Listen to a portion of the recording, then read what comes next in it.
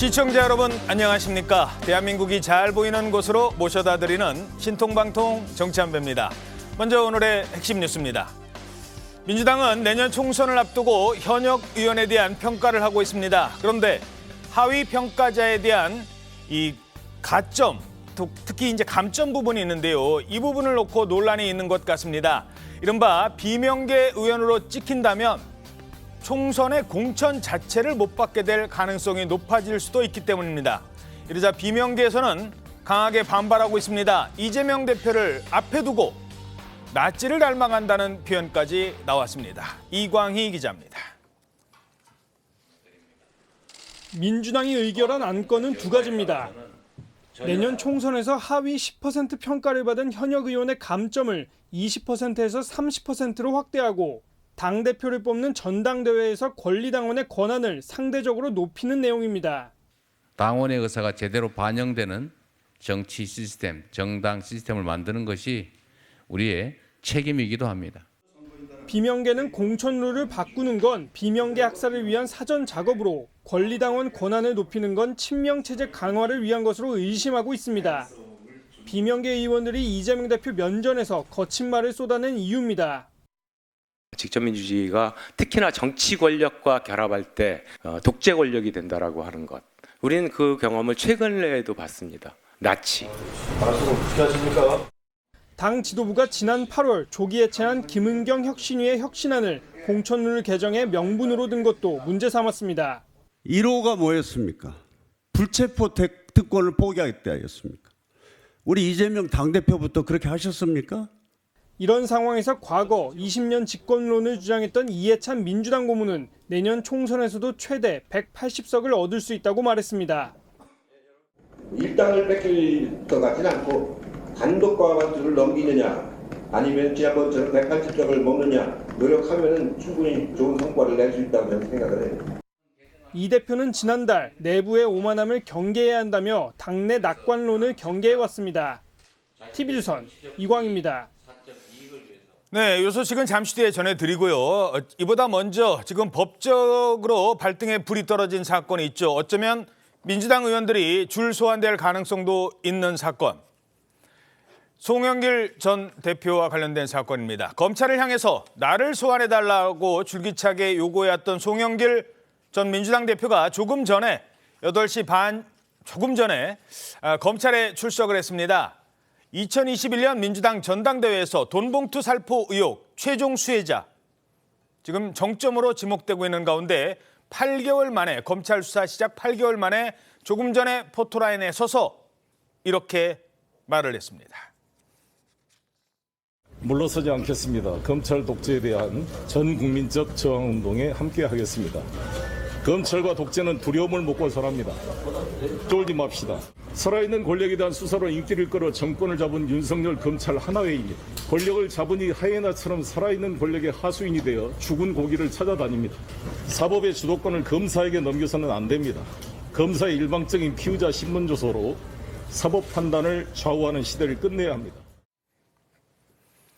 자, 이미 준비해온 이 기자회견문 이 정도 되나요? 검찰 출석에 앞서 본인의 입장을 밝혔는데 지금 저도 갖고 있습니다만 이게 전부 5페이지짜리예요. 상당한 분량을 오늘 얘기했습니다.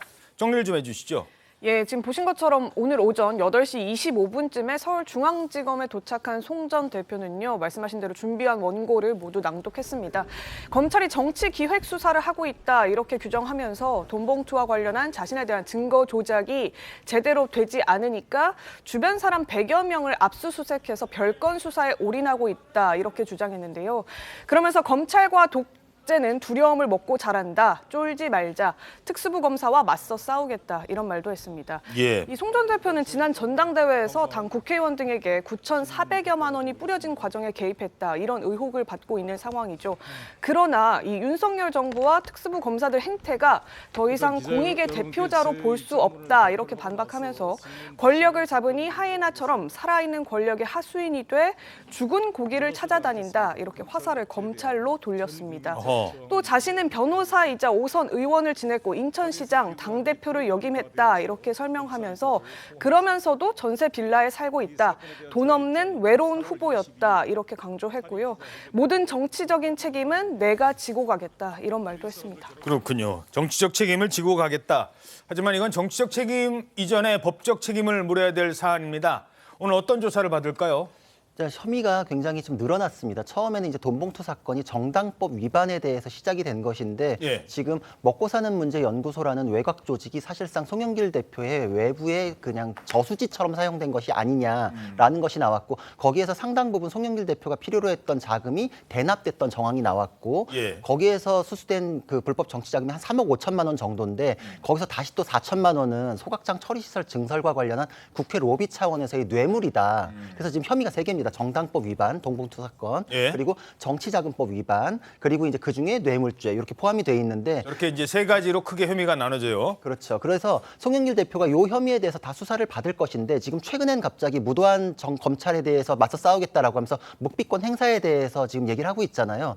그러면은 왜 자기가 자진 출석하겠다고 그렇게 몇 번이나 검찰청을 찾아갔는지가 이해가 되지 않으실 수 있는데 예. 이 사건을 보면 이제 이해가 되실 거예요. 혐의가 여기까지 늘어나는 게 본인이 가장 두려웠기 때문에 돈봉투 사건만으로 빨리 조사를 받고 마무리를 원했기 때문에 그때 갔었던 것이고 아하. 계좌 추적에 의해서 자금 흐름이 계속 나오면서 혐의가 추가될 것을 본인이 가장 먼저 예측했던 게 아닌가. 그러니까 결국은 이거는 검찰 수사가 왜 아직까지 이렇게 소환을 안 합니까라는 의문이 있었을 때 제가 예. 추가 혐의가 계속 발견이 되고 있기 때문에 그렇습니다. 정리가 되면 한 번에 부를 것입니다. 이렇게 얘기했던 적이 있는데 예. 그게 지금 이제 정리가 된 것으로 보이고 혐의가 많이 늘어났기 때문에 송영길 대표에 대해서는 한 번 수사 가지고 끝나지 않을 정도로 분량이 좀 많아진 거 아닌가 이런 생각도 듭니다. 그러니까 송 전 대표 입장에서는 그 먹사연 압수수색하고 그럴 때 잠깐만 나 지금 가서 조사받을 게 있는데 검찰은 잠깐 지금 말고요. 나중에 오세요. 지금 보니까 뭐 계속 나오네. 아니 지금 받겠다니까요. 이제 그런 상황이 이제서야 이해가 된다는 거군요. 그렇죠. 만약에 처음에 나 불러라 하고 찾아갔던 그 입장대로면 오늘도 나 가서 할 말 많다 이래야 될 텐데 지금은 묵비권 얘기하는 거는 내가 걱정했던 것까지 다 나왔구나 이런 입장일 가능성이 높습니다. 예. 그래서 이미 송 전 대표는 이거 왜 별건 수사 아니냐. 돈봉투 수사하는데 왜 먹사연을 또 조사하느냐. 이제 이런 주장을 하고 있는 겁니다. 자, 이미 2번이나 부르지도 않았는데 검찰에 자진 출석했고 검찰청사 앞에서는 농성을 벌이기도 했죠. 또 얼마 전에는 한동훈 법무부 장관을 향해서 거친 말을 쏟아내기도 했었습니다. 오늘 그 검사님을 면담할 수가 있을까요?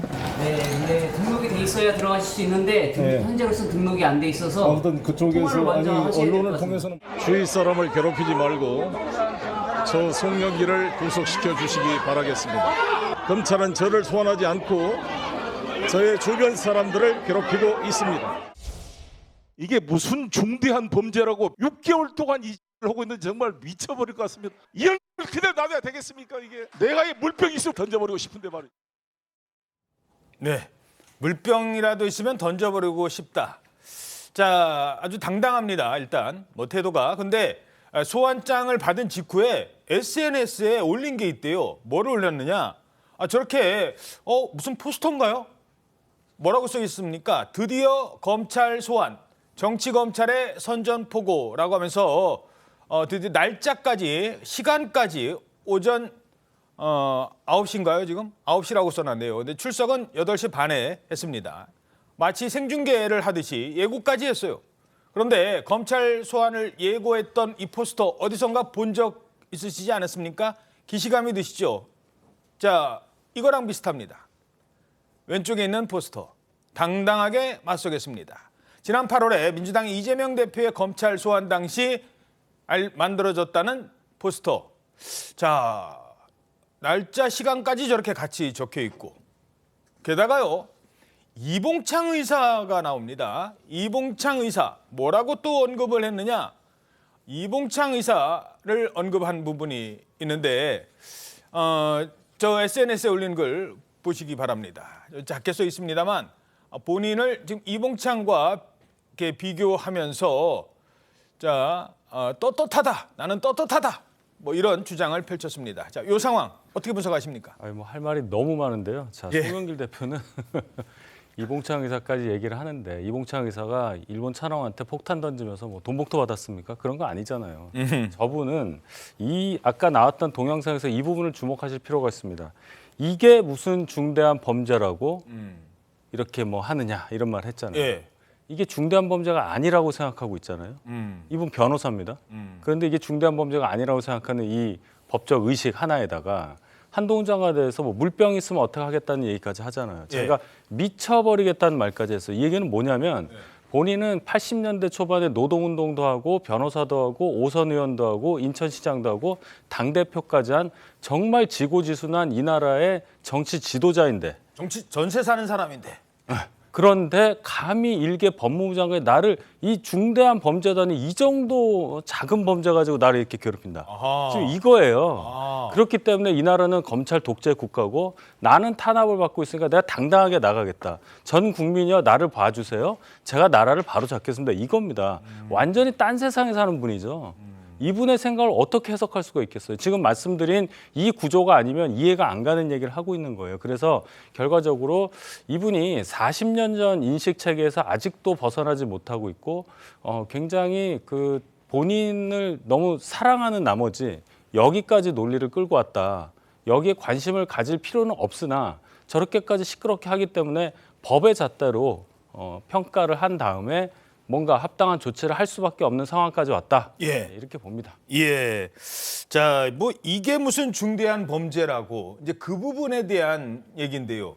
글쎄요. 동의하십니까? 어떻게 보십니까? 물론 뭐 송영길 대표는 본인이 조금 억울하다고 생각할 수도 있습니다. 이 전당대회라는 것이 약간의 축제적인 성격이 있고 그게 사실은 보면은 약간의 경비 같은 문제도 뭐 소요되는 게 사실인데 그걸 가지고 우리가 그걸 본인이 억울하다고는 저는 볼 수 없는 것이라고 생각합니다. 우리가 분명히 잘못한 건 맞죠. 그리고 이제 지금 대한민국 검찰이 뭐 불공정한 수사, 선택적인 정의를 행하고 있다 하는 것은 뭐 알 사람은 다 아는 건데 그렇지만 저는 정치를 사법화하는 것도 안 되지만은 사법을 또 정치화하는 것도 저는 안 된다고 생각하거든요. 지금 이 사건은 좀 다른 사건하고 다르지 않습니까? 증거도 비교적 명확하고 뭐 진술도 다 나왔고 하기 때문에 또 이제 몇 달 전에는 이제 스스로가 이제 검찰 청사에 찾아가시기도 했는데 이번에는 또 뭐 거부권 행사하시기도 한다고 하는데 저는 네. 그런 건 옳지 않다고 생각하고 책임질 일이 있으면은 당당하게 조사를 받고 본인이 책임에는 그 책임을 져야 된다고 저는 그렇게 봅니다. 예. 자, 송영길 전 대표의 오늘 전략은 묵비권입니다. 하지만 검찰은 송 전 대표의 혐의 입증에 자신감을 보이고 있습니다. 왜? 국민들 다 들었잖아요. 거의 대부분. 결정적 증거가 있다고 판단하는 겁니다. 바로 이정근 녹취록. 아니 그렇게 하지 마.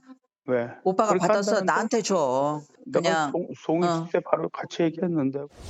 들어온 걸 대략적으로 저 송한테는 한번 살짝 얘기해 줘야지. 아, 그 조금 모아주면 얘기하지. 야, 100만 원 들었다고 얘기하긴 그렇잖아. 아니, 뭐, 이는 뭐 이 많이 해줬어. 아, 그래. 송영길 의원이? 잘했네. 내가 그 얘기도 했어. 송만이 형이 좀 연결해줘서 그거 좀 나눠줬다. 그렇게 얘기는 했어 내가. 누구한테? 영길이 형한테. 내가 조금 그 성만이 형이 준비해준 걸 가지고 인사를 했습니다. 내가 그때 잘했어 막 그러더라고. 자, 저렇게 녹취록까지 있는데 나와는 관련이 없다. 이 부분은 어떻게 보십니까? 사실 이제 뭐 방어를 할 수 있는 수준은 넘어갔고 본인도 이제 말을 하면 할수록 추궁만 당하고 꼬일 테니까 이제 아마 진술 거부에 대한 얘기까지도 이제 하시는 것 같은데 객관적인 증거가 굉장히 명확한 편입니다. 그리고 지금 하시는 변명들이 사실 말이 안 되는 게 뭐 그냥 뭐 밥값이나 뭐 경비조로 줬다라고 하는데 그것도 수준이라는 게 있잖아요. 그 금액이 뭐 표를 매수하는 정도의 수준에 이르렀다. 뭐 300만 원씩 줬다. 뭐 이런 것들이 나오면 그걸 밥값이라고 표현할 수는 없죠. 그리고 박희태 국회의장 사건에 대한 판례가 있는데 거기서도 똑같은 주장 했었어요. 이거는 그냥 관행적으로 주는 거고 경비조로 주는 거고라고 했을 때 법원에서 뭐라고 질타를 했냐면은 이거 처벌하자고 법을 만든 게 당신들인데 이제 와가지고 걸리니까 여기 와가지고 관행이라 그러면 법을 왜 만들었냐라고 질타하면서 그때 처벌을 했거든요. 이게 역사가 반복된다고 그 주장 또 써먹는데 그냥 배척됐던 게 확인되는 걸 지금 이제 와서 하실 것 같으면 차라리 그럼 법을 만들지를 마시든가. 그러니까 이 법은 판례까지도 있기 때문에 저런 주장들은 사실 의미는 없습니다.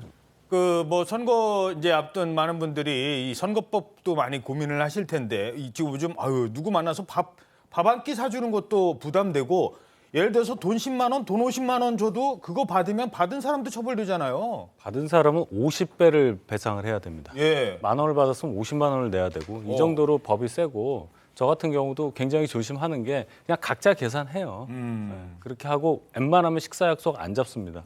예, 그러니까 뭐 이게 뭐라고 하기에는 너무나 그 규모도 일반인들은 그걸 크게 느끼는 거예요. 크지 않습니까? 300만 원이 적은 돈은 아니잖아요. 1인당. 자, 한동훈 장관은 이렇게 받아쳤습니다. 선거 앞두고 수백만 원씩 돈 뿌린 것이 별로 중요하지 않은 범죄다라는 식으로 말하는 것은 틀린 말이고 한마디로 말 같지도 않은 소리다라고 생각합니다.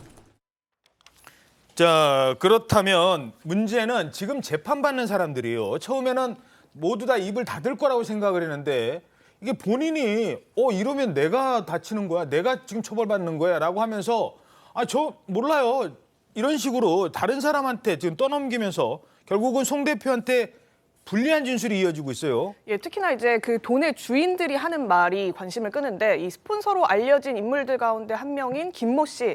지난 4일 법정에서 송영길 전 대표가 캠프 해단식에서 만났는데 도와줘서 고맙다 이렇게 말했다는 증언을 했습니다. 이 송 전 대표도 불법 정치 자금의 존재를 알고 있었다 이런 취지로 발언을 한 건데요. 이 스폰서 김 씨는 캠프 사정이 어려우니 밥값 좀 지원해달라 이런 요청을 한 강래구 전 수자원공사 감사위원회 부탁을 받고 송 전 대표의 보좌관에게 돈을 전달했다 이런 설명도 했었습니다. 예. 이 또 송 전 대표 후원 조직이죠. 먹사연 관계자도 이 송 전 대표의 보좌관인 박용수 씨의 지시로 이 사무실 PC 하드디스크를 모두 교체했다 이렇게 얘기를 했고요. 그보다 더 전에는 아까 통화 싱크 보셨지만 이정근 전 사무부총장과 윤관석 의원도 자금 조성 또 전달에 대해서 일부 시인을 한 바가 있습니다. 그렇군요. 자, 문제는 돈을 준 사람이 있으면 그 수혜자는 송영길 전 대표지만 돈을 받은 사람 있잖아요. 그 사람들이 대부분 국회의원입니다. 현역 의원. 자, 돈을 받았는데 조사 안 할 수 없죠. 그럼 누가 받았는데? 지난번에 언론에서도 검찰에서도 이건 민감한 문제라 흘리질 않았어요. 근데 나오잖아요. 영장 청구 과정에서, 재판 과정에서. 이름이 슬슬 나오니까 무슨 소리야 하고 지금 반발했지만 결국엔 이분들도 소환을 피할 수 있을까요? 당연히 소환을 할 수밖에 없습니다. 그리고 이거는 제가 선거법 사건이랑 그리고 또 이제 위탁 선거에 관한 사건이랑 정당법 사건이랑 선거에 대한 사건이 세 가지 종류가 있는데 제가 그 중에 2가지를 해봤거든요. 예. 근데 구조는 똑같아요. 그러니까 준 사람, 받은 사람 모두가 처벌되기 때문에 사실 조사가 한 번에 끝나지도 않습니다. 왜냐하면 각자 불러서 조사를 하고 말이 다르면 대질도 시켜보고 그거에 대해서 핸드폰 GPS 기록까지 다 뒤지거든요. 국회의원이기 때문에 그런 것들이 굉장히 어려워서 소환 횟수나 이런 것도 굉장히 줄이려고 노력은 하겠지만 부인을 하게 되면은 사실 강제 수사가 더 들어갈 수밖에 없거든요. 법원에서도 다른 사건하고 똑같이 하신다면은 사실 그런 압수수색이나 핸드폰에 대해서도 그렇고 기지국 위치 추적 정보도 확인하고 계좌 추적도 하고 사건은 사실 커지는 게 맞습니다. 그러니까 이거에 대해서 뭐 탈탈 턴다 그러는데 본인들이 부인하니까 강제 수사를 통해 가지고 그렇게 들어갈 수밖에 없는 것이거든요. 소환은 피할 수 없고 당연히 해야 되는 것이고 횟수는 본인들 태도에 따라 늘어나는 것이지 검찰이 뭐 무도하게 더 부른다 이런 개념은 성립될 수 없습니다. 예. 자, 문제는 송영길 전 대표가요. 뭐 검찰 오늘 출석에서도 기자회견문 5장짜리 준비했지만 방송에도 많이 나오고 이런다는 겁니다. 총선을 앞두고 이런 계획까지 세웠습니다. 저는 정말 윤석열 정권을 막지 못했다는 그 죄책감 때문에 정말 마음 같으면 감옥에 들어가서 정말 그 죄값을 제가 치르고 싶어요. 정말 이 악몽을 꾸는 것 같습니다. 매일매일. 요즘에 뭐 이번 총선에 윤석열 퇴진을 바라고 가장 선봉에 싸우는 사람들끼리 모여서 이 퇴진당을 만들 필요가 있지 않겠는가. 네, 윤석열 퇴진당 어떻게 보십니까? 예. 저런 정당을 만들 수가 없어요. 일단 정당을 만들 만한 어떤 그 물리적 제한이 너무 크고 그다음에 지금 아무도 송영길 전 대표의 러브콜에 화답을 안 합니다. 심지어 조국 전 장관조차도 본인은 송영길 장관하고 아무런 협의를 한 적이 없다 얘기하고 이준석 전 대표도 저런 뭐 윤석열 탄핵당 이런 거 안 하겠다고 선을 긋지 않았습니까? 이상민 의원도. 뭐 이상민 의원도 하고요. 지금 우리나라에서 정치 좀 하겠다는 분들이 누가 송영길 대표와 손을 잡고 정치를 하겠습니까? 제가 아까 말씀드린 완전히 다른 세상에 사는 듯한 생각을 가진 분하고 정치를 할 분은 적어도 우리나라에 없을 거다. 그래서 송영길 대표가 저렇게 얘기하는 것 정말 본인을 더 초라해지게 만드는 것일 뿐이다. 이렇게 평가합니다. 예.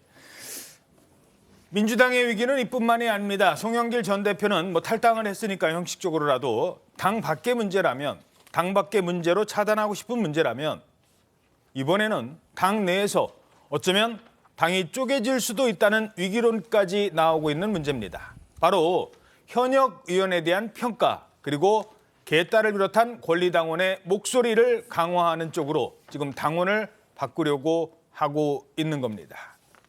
이러면서 이재명 사당화에 대한 비판이 나오고 있습니다.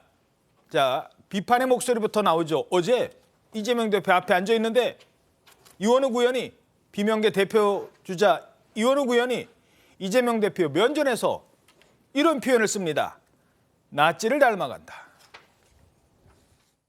지금 이 순간 우리가 대의원제를 폐지하자라고 하는 것 또한 국민의 눈높이인가? 직접민주주의가 특히나 정치 권력과 결합할 때 독재 권력이 된다라고 하는 것.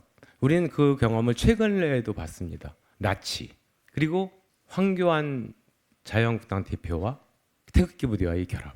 우리가 지금 가려고 하는 그 꼴은 바로 그 모습을 닮아가고 있다라고 생각합니다. 말씀 어떻게 하십니까? 네. 보셨죠? 나치를 닮아간다 하니까 앞에 있는 한 의원이 말씀을 그렇게 하십니까? 오늘자 조선일보 1면입니다. 자, 비명계 나치당 비판에도 개딸 권한 강화 밀어붙여. 자, 민주당 취재하는 최지원 기자, 지금 이게 어떤 상황인 겁니까? 이게 이제 민주당 당원을 이제 고치겠다 이러면서 어제 중앙위원들 투표를 한 건데요. 크게 두 가지입니다. 하나는 이제 권리당원의 비중을 올리고 대의원의 비중을 낮춘다. 이게 표심의 비중을 올리고 낮추는 것에 대한 의결을 한 건데요. 원래는 권리당원 60명이 대의원 1명의 표의 의미를 가졌었습니다. 그런데 이거를 60대 1? 예, 60대 1인데 이걸 20대 1로 권리당원의 비중을 확 올리겠다 이런 취지의 투표였고요. 또 하나는 현역 의원 하위 평가자, 그러니까 10%에 대해서는 원래 페널티를 감점을 20% 부과했는데 그 비중을 30%로 올리겠다 이런 내용도 투표에 붙였는데요. 이 두 개가 다 통과가 됐습니다. 그래서 둘 다 찬성을 얻었는데 이 얘기 가지고 지금 말들이 나오는 게 이게 지금 황교안 자유한국당 대표와 태극기 부대의 결합이다 이러면서 우리가 지금 가려고 하는 꼴은 그 꼴을 닮아가고 있다. 무슨 나치당이다 이렇게 강한 반발이 나오기도 했고요. 또 다른 비명계 의원인 홍영표 의원도 혁신이 제안 1호가 뭐였느냐, 불체포 특권 포기였는데 이재명 대표부터 그렇게 하지 않았다. 그러니까 약속을 지키지 않는 모습을 보이면서 이게 그러니까 총선 넉 달을 앞두고 이렇게 공천 룰을 바꾸는 행위를 하는 것은 경기를 지금 하는 와중에 룰을 바꾸는 것과 똑같다 이런 식으로 비판을 하는 등 비명계 의원들을 중심으로 반발이 지금 거세게 벌어지고 있습니다. 자, 아까 그 그래픽 좀 다시 볼까요? 이게 좀 어려운 내용이라서 간단하게 설명을 드리면 60대 1. 아니 왜 같은 당원인데 한 사람은 한 표인데 왜 대의원은 60표야? 이런 생각 사실 저도 가졌었어요. 근데 자, 민주당이 어떤 특성이 있냐면 이건 뭐 국민의힘도 마찬가지입니다만 민주당은 호남이나 이쪽에 계신 분들이 그 당원이 훨씬 많아요. 영남이나 저 부산, TK 가면 민주당원 거의 뭐 찾아보기가 힘들어요. 그러니까 당원 전체의 뜻 해가지고 뭐 의견을 물어보면 대부분 다 호남의 의견이 반영이 되고 영남의 의견은 안 받아들여지는 겁니다. 그런데 정당이라는 게 전 국민을 대표하는 정당이잖아요. 그래서 이쪽에 있는 대의원들의 비율을 좀 높여줘서 한 60% 정도는 60대 1을 정도는 줘야 이게 전체 국민의 생각과 비슷해진다라고 해서 원래 만들었다는 겁니다. 이게 대의원 대표, 이게 직접 민주주의라기보다는 약간 간접 민주주의적 성격을 띠는 거죠. 이건 국민의힘도 마찬가지예요. 호남 쪽으로 가면 당원들 거의 없잖아요. 그래서 이렇게 만들었다는 겁니다. 뭐 거기까지는 복잡해도 이 정도 말씀드리고 문제는 바로 이 부분입니다. 어제 의결한 것 중에 두 번째, 일단 이 개딸들의 의결권을 강화한 것도 있지만 두 번째, 총선에서 현역 의원들이 공천을 받느냐 안 받느냐 하는 부분입니다. 자, 저희들 그래픽 준비한 게 있는데요. 그 그래픽 함께 보시겠습니다. 지금 민주당도 마찬가지고 국민의힘도 마찬가지고 특히 민주당에서는 현역 의원에 대한 평가를 하고 있습니다. 지금 이제 곧 그 나와요, 결과도. 그런데 여기서 하위 10%가 되면 이분들에 대해서는 그러니까 감점을 줘요. 감점을 어떻게 매기느냐? 정량평가라는 게 있고 정성평가라는 게 있습니다. 정량평가. 이건 숫자로 하는 거예요. 예를 들면 본회의에 몇 번 참석했느냐. 그다음에 자신의 공약을 지켰느냐. 뭐 이런 거. 법안을 얼마나 발의했느냐. 숫자로 나옵니다. 정량평가. 근데 이건 사실 객관적이긴 한데 의원들 평가표 쭉 놓고 점수 매기면 점수 차이가 별로 안 난대요. 그렇지 않겠습니까? 의원들이 누구는 빵, 누구는 200 이러지는 않잖아요. 비슷비슷하답니다. 어디서 결정적이냐? 정성평가. 이게 정성평가라는 거에서 많이 좌우가 된대요. 그런데 문제는 뭐냐? 이게 주관적이에요. 예를 들어서 당의 기여도가 얼마냐? 아니면 우리 당의 해당 행위를 한 사람이냐 안 한 사람이냐? 이걸 누가 평가하는데요? 이게 우리 당에 도움이 되는지 안 되는지를 누가 평가하냐고요. 자, 여기까지만 제가 말씀드리고 이제 더 복잡해지니까 자, 최재원 기자가 더 복잡한 부분만 쉽게 설명해 주시기 바랍니다. 근데 거의 다 지금 설명을 주셨는데요. 지금 이게 이제 어쨌든 정량평가보다 정성평가 비중이 더 이게 결정적으로 반영이 될 수 있다 이거거든요. 그러니까 전체 의원 평가가 한 1000점 정도 되는데 그중에 22% 그러니까 220점 정도가 정성평가로 이루어질 수 있다. 지금 이런 내역까지도 나오고 있습니다. 220점이나? 예, 그게 이제 주관적 평가로 이루어진다는 거죠. 퍼센티지로는 거의 22%죠. 와. 예, 1000점에 220점이니까 22% 정도인데 그 내역 중에는 의정활동 수행평가 가운데 정성평가가 포함이 되고요. 또 기여활동 수행평가 가운데 정성평가가 들어가고 공약을 얼마나 이행했느냐 이 부분에 대한 평가 가운데도 정성평가 비중이 한 100점 정도 된다고 합니다. 이렇게 해서 다 따져보니까 전체 22%인데 말씀 주신 대로 이제 다른 부분들은 SNS에 얼마나 내 의정활동을 홍보했느냐 이런 식으로 SNS 게시물 숫자를 센다거나 아니면 법안 발의를 몇 개 했느냐 이런 부분들 같은 경우에는 숫자로 체크를 할 수가 있고 실제로 의원들 간 그렇게 큰 차이가 나지는 않습니다. 그래서 거의 대부분 이제 점수 자체가 대동소이한데 지금 말씀드린 이런 정성평가에다가 플러스 의원들끼리 서로 의원을 평가하는 부분, 보좌관이 다른 의원을 평가하는 부분은 어느 정도 이제 바이어스가 낄 수가 있잖아요. 그렇죠. 조직적으로 이 의원에 대해서 나쁜 점수를 주자라는 걸 의원들끼리 또 얘기를 해버리면 그런 식의 정성평가는 특히나 이제 당내 소수 의원들로 꼽히는 비명계 의원들은 좀 두렵게 느낄 수밖에 없는 포인트이기도 합니다. 실제로 그래서 어제 그 중앙위원회 이제 발언에 나선 비명계 의원들도 하나같이 한 얘기가 이제 그러니까 경기가 다 진행되고 있는데 갑자기 축구 경기 하다가 룰을 바꿔서 후반전부터는 이렇게 하겠습니다 하고 골을 이렇게 넣으세요라는 식으로 규칙을 바꿔버리는 게 총선을 넉 달 앞두고 과연 이게 온당한 당의 정신이냐라는 식의 반발이 지금 가장 컸었습니다. 예. 자, 그러니까 축구 경기 예를 들어서 자, 지금 이제 후반전 우리 팀이 지고 있다. 자, 지금부터는 한 골당 2점입니다. 이런 식으로 간다면 안 되는 거잖아요. 총선이 4개월밖에 안 남은 이 시점입니다. 그런데 이 시점에 당원을 개정한다? 이것도 문제라는 지적이 나오고 있습니다. 자, 바로 박용진 의원의 지적입니다. 당원 당규는 국민들과 한 약속이기도 한 겁니다. 그래서 그 당원 당규를 함부로 바꾸고 당이 그렇게 편리주의로 가면 당원은 누더기가 됩니다, 여러분. 자, 박용진 의원뿐만이 아니에요. 지금 서른 의원이라든가 전해철 의원 등등 지금 보시면 저렇게 지금 반발을 하고 있습니다. 서른 의원, 시스템 공천 손 안 보는 게 단합이한 지혜입니까? 선거 앞두고 함부로 바꾸는 나쁜 전례가 될 것입니다. 전해철 의원, 서른 의원 정성평가한다면 이른바 개딸로부터 좋은 점수 못 받을 가능성이 높습니다. 박용진 의원도 개딸들 항의 받았었잖아요. 자, 어떻게 보십니까? 이제 선거를 앞두고 특히 이제 공천이 굉장히 민감한 문제가 되니까 여러 가지 다양한 목소리들이 나오고 있습니다. 그런데 저는 다양한 목소리가 나온다고 하더라도 거기에다가 나치라고 하는 저 표현은 저는 정말로 동의할 수 없는 것이 만약에 나치 시대 히틀러 앞에서 저런 발언을 하면은 무사할 수 있겠습니까? 저는 그건 아니라고 보고요.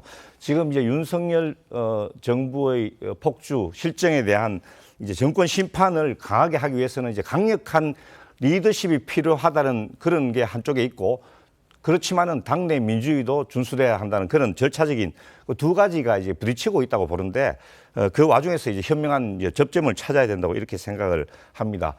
당헌 당규 이제 개정하고 관련해 가지고는 대의원 비중 확대는 뭐 여러 가지로 이제 검토가 되어 왔습니다. 그래서 대의원은 일종의 상원이라고 보고, 권리당원은 하원이라고 보고, 이렇게 해서 현명하게 조화를 해야 되고, 또 역사적인 배경이 있는 것인데, 또 이제 권리당원의 비중을 확대하는 것은 민주주의의 전체적인 추세라고 봅니다. 그런데 문제는 왜 하필 지금이냐, 오비일이락이다 하는 이런 면에서 조금 제가 보기에는 총선이 끝나고 하는 거 어떻게 되냐 하는 시점의 문제를 제기하고 싶고요. 또 이제 현역 의원들 감점 비중을 확대하는 것, 정성평가, 정량평가, 저희들도 옛날에 이제 공직에 있을 때 평가를 해보면 이게 객관을 하는 데는 많은 문제점이 있고, 정성평가가 어떤 면에서는 불공정할 수도 있지만 공정하게만 하면 저는 더 정성평가가 더 효과적일 수도 있다고 생각을 하거든요. 그런데 그것도 이제 일부 의원님들은 이제 왜 하필 지금이냐, 뭐 경기 후반전에 바꾸면 되느냐 이렇게 생각하는데, 저는 지금 경기가 아직 시작되지도 않았기 때문에 현역 의원들의 감점 비중을 확대하는 건 저는 찬성하는데, 저걸 다만 공정하게 집행을 해야 된다. 이렇게 생각합니다. 자, 문제는요. 이른바 이제 개딸들의 목소리가 계속 높아진다는 거예요. 자, 이러면 앞으로 총선 앞두고 민주당이 어떤 방향으로 갈지 이게 가늠된다는 건데요. 어떻게 보십니까? 그렇죠. 저는 그 두 가지 그 민주당의 개정 사항 중에 당원 당규 개정, 즉 대의원의 득표 비중을 줄이는 거, 그것이 훨씬 더 문제라고 생각합니다. 일단 이렇게 되면은 당의 주류를 형성하고 있는 개딸이라고 하는 분들의 환심을 살 수가 있잖아요.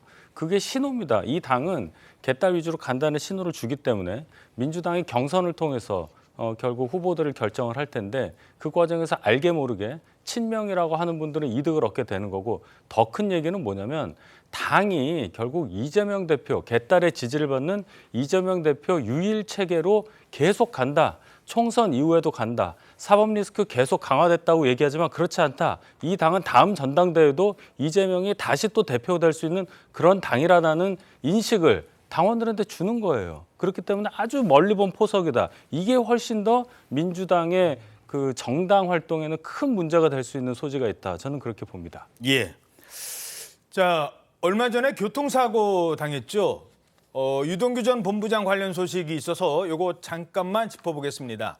유동규 전 본부장이요, 이 경찰을 향해서 왜 이렇게 성급하게 사고를 마무리하십니까? 라면서 의문을 제기하고 나섰습니다. 경찰이 왜 일찍 발표했느냐? 그 사람이 어떤 화물을 싣고 갔으며, 목적지가 어디였으며, 출발지는 어디였으며, 그런 걸 다 확인하고 이야기한 거냐? 근데 왜 단순 사고라고 그때 발표를 합니까? 그건 나 조사도 안 해놓고 난 다음에 단순 사고라고 그래요? 다리가 너무 아팠고 그때 허리 이 척추가 그때 이제 좀 휜 것 같았어요. 그래가지고 쩔뚝거리면서 이제 지나가는 차들 좀 서라고 그래가지고 좀 세우면서 이렇게 건너왔다고요. 대리기사 아저씨가 이제 사람이 없더라는 거예요. 이 사람이 어디 갔나 해가지고 차 앞쪽으로 가보니까 그냥 가만 앉아있더라는 거예요. 사고 나고 몇 분 동안 앉아있는 게 상식적입니까? 그다음에 운전을 밥으로 먹고 사는 사람이잖아요. 자, 뭐 양측의 주장이 있을 수 있으니까 유동규 전 본부장의 주장이라는 점 말씀드리고, 사고 당시 화면 다시 한번 좀 보실까요? 자, 왼쪽에는 트럭 1차선, 오른쪽에는 유동규 전 본부장이 타고 있는 SM 승용차입니다. 근데 저렇게 서로 2차선 들어가려고 하다가 앞에 가던 승용차를 뒤에서 쿵. 근데 저러고 나서 180도 돌고 1차선에 멈춰 섰었던 겁니다. 저때 1차선에 다른 차가 안 왔으니 망정이지 정말 큰일 날 뻔한 사고였는데, 뭐 여러 가지 의견이 있는 거예요. 왜냐? 누가 먼저 2차선에 진입을 했느냐. 근데 이제 경찰이 봤을 때는 2차선에 먼저 진입한 건 트럭이다. 그래서 나중에 진입한 차, 여기 보면 트럭이 먼저 진입을 했다라고 보는 거거든요. 나중에 진입한 차가 문제다라고 하는데, 또 어떤 분들은 아니 트럭이 왜 1차선으로 달리는데? 트럭이 1차선 가는 것도 잘못 아닌가? 뭐 이런 지적도 해요. 그러니까 이건 논란이 있습니다. 이것까지 뭐 저희들이 말씀드릴 필요는 없는데, 유동규 전 본부장은 뭐 이거 뭐 누가 무슨 뭐 배우가 있다 이런 것까지는 아니에요. 이게 왜 우리 잘못이냐라는 정도를 얘기하는 겁니다. 저희들도 그 정도로만 하겠습니다. 뭐 배우 아직까지 경찰에서는 그런 부분은 없다는 점 말씀드리고, 병상에 그런데 누워 있잖아요. 지금 병상에 누워 있는 사진을 저렇게 공개를 했는데, 자, 문제는 저렇게 계속 병상에 누워 있으면 최지원 기자, 이거 어떻게 되는 거예요? 대장동 재판. 예, 원래 오늘 예정이 돼 있던 재판이 있었는데요. 그 유동규 전 본부장뿐만이 아니고 김만배 씨, 또 남욱 씨 이런 분들의 이제 민간업자 배임 혐의를 둘러싼 재판이 오늘 이제 예정이 돼 있었습니다. 오늘과 11일 두 차례였는데 이 부분을 유동규 전 본부장이 지금 두통과 요통이 심해서 신체적으로 좀 힘들다 이렇게 얘기를 하면서 열흘 정도 모두 뒤로 미뤄진 상태고요. 그래서 뭐 출석 의무가 지금 있는 재판이 이 대장동 본류 재판뿐이기 때문에 유 전 본부장의 진술이 중요하다고 보고 재판부도 이 연기 신청을 받아들여 준 것으로 알려지고 있습니다. 예. 자, 유 전 본부장 이 사진을 공개하면서 이런 말을 했었죠. 나는 절대로 극단적 선택을 하지 않을 것이다. 아, 이 말이 참 나 혹시 나한테 무슨 일이 있다 하더라도 제가 극단적 선택한 거 아닙니다. 를 미리 얘기를 하는 거예요. 미리 얘기하는 것도 우습죠. 아무튼 혹시 이런 사고가 나니까 절대 저는 그걸 선택할 사람 아니라는 걸 얘기를 해요. 그러니까 사람들이 의심을 하지 않습니까? 뭐 더 말씀드리기 좀 죄송합니다만 이렇게 얘기 드리죠. 민주당에서는 이 얘기 나오자 이렇게 반발합니다. 왜 기승전 이재명입니까? 문제만 생기면 다 기승전 이재명 아니겠습니까? 분명 차량 CCTV 봤을 때 유동규 차량 운전자의 과실이 크다는 게 나왔거든요. 그걸 갖고 다시 이런 식으로 음모론 제기하는 것은 그야말로 정치에 대한 국민들의 불신을 심화시키고 정략적인 목적을 위해서 이재명 대표를 악마화하려고 하는 가장 나쁜 그 어떤 술책이다라고 뭐 그렇게밖에 얘기할 수 없습니다, 사실. 네. 이재명 대표와 관련해서 저 질문을 한 기자도 많지 않아요. 사실 기자들도 이재명 대표한테까지는 질문을 하기는 좀 어려운 상황이죠. 최지훈 기자, 저거를 어떻게 확대 해석하겠습니까? 예, 뭐 대장동 건에 대해서는 특히나 이제 재판에서 다투겠다 지금 이런 입장만 계속 표명하고 있기 때문에 정당 출입하는 기자들은 이제 대표에게 공개적으로 그런 건 묻진 않고요.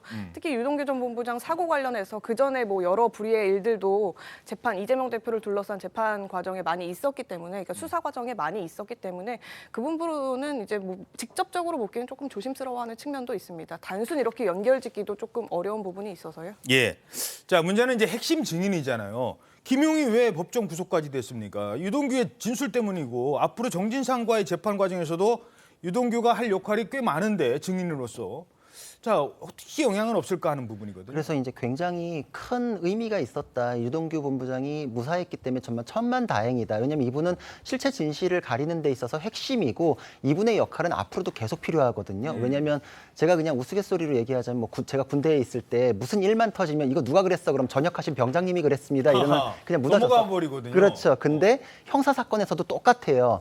그 형사 사건의 핵심 증인이나 공동 피고인 중에 한 명이 돌아가시는 경우들이 있었거든요. 그럼 다 그쪽으로 미뤄요, 사실. 근데 유동규 본부장은 그런 지위에 있기 때문에 추가적으로 반박이 들어가가지고 이 부분에 대해서 흔드는 내용이 나왔을 때 유동규 본부장은 모든 걸 알고 있기 때문에 아 그건 이래서 그랬어요라고 재반박이 들어가면 모든 게 의문이 해소돼요. 사실 민주당 쪽에서 유동규 본부장의 진술이 신빙성이 없고 오락가락한다고 주장을 했었지만 김용 재판에서도 그렇지 않은 게 확인이 됐잖아요. 그러니까 이런 식으로 계속 반박하고 공격했던 것들이 유동규 본부장이 본인이 제일 잘 알기 때문에 계속 반박할 수 있거든요. 근데 만약에 유동규 본부장이 이번에 크게 다쳤다거나 막 이랬으면 그게 어려워질 수 있었다. 그렇기 때문에 이거는 굉장히 좀 큰일 날 뻔한 일이었고 국민적 관심이 모이는 실체 진실이 더 밝혀져야 되는 사건에서는 이 핵심 증인에 대해서는 더 보호해야 된다. 그리고 이게 자칫 또 심리적으로 굉장히 위축이 되는 경우가 생길 수 있거든요. 예. 그거에 대한 보호까지도 좀 강구를 해야 된다 이런 생각이 듭니다. 짧게 하나만 더요. 이거 괜한 오해를 살 수도 있어서 좀 조심스럽습니다만 고 김문기 처장의 경우입니다. 자, 대장동 사건의 핵심 인물이에요.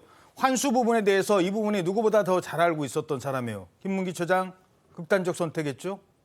물론 이제 뭐 김문기 처장과 이재명 대표를 연결시켰다는 건 아닙니다만 대장동 사건에서 만약에 김문기가 지금까지도 살아 있었다면, 그래서 유동규처럼 태도를 바꿨다면 아마 재판 결과는 많이 달라졌을 수도 있지 않았을까. 그렇죠. 그러니까 그 수사 과정에서 이미 핵폭탄이 몇 개가 더 터졌을 가능성이 있죠. 왜냐하면 유동규 본부장 에 대해서 지금은 주장에 불과하다 그런데 김문기 처장도 똑같이 얘기했으면 사실 어느 정도 국민들이 평가를 할 수 있는 부분이 있었거든요. 그러니까 유동규 본부장의 심리 상태에 대한 영향을 미치는 것, 그 부분으로서라도 이 부분에 대해서는 의혹이 명백히 밝혀져야 되고 좀 보호를 더 강구해야 된다 이렇게 생각이 됩니다. 알겠습니다. 민주당 이낙연 전 대표가 본격적으로 요즘 총선 행보에 뛰어들고 있죠. 이재명 대표, 이낙연 전 대표를 출당시키라라고 하는 강성당원들의 이 청원이 나오니까 에이 지금 거기까지 가면 안 돼요 하면서 삭제하라고 했어요. 이재명 대표가. 쉽게 말해서 확전을 경계하는 모습을 보이고 있는 겁니다. 이낙연 대표님 신당까지 나오는데 그거에 대해서 어떻게 보세요? 이낙연 대표님은 만나실 때 어떤 사진? 그렇습니다. 가능한 많은 분들하고 같이 대화를 해야 되겠죠. 이재명 대표 쪽뭐 이렇게 만남 가능성에 대해서 제안이 온다면 능하실까요? 생각을 공유하는 기회는 가질 수 있겠지만 조금 전에 말씀해 주신 분들과 지금 만나야 한다고 생각하지는 않습니다. 전직 총리들과는 만남이 있을 수도 있을 겁니다. 자, 지금 이러면서 기자들이 지난번에 한번 만나셨는데 또 만나는 거 아닌지, 이른바 명락회동, 이재명, 이낙연 두 사람의 명락회동 가능성에 대해서 궁금해하는 것 같습니다. 자, 그런데 이낙연 전 대표 뭐라고 그랬죠? 이렇게 얘기했습니다. 사진 한 장 찍는 만남이라면 의미가 없다. 지난번에 막걸리 2병 시켜놓고 4명이 사진 찍고 금방 헤어지고 그러면서 이낙연 전 대표는 오히려 존재감을 잃게 되는 그런 자리만 있었다. 바로 저 자리였거든요. 그걸 얘기하는 것 같아요.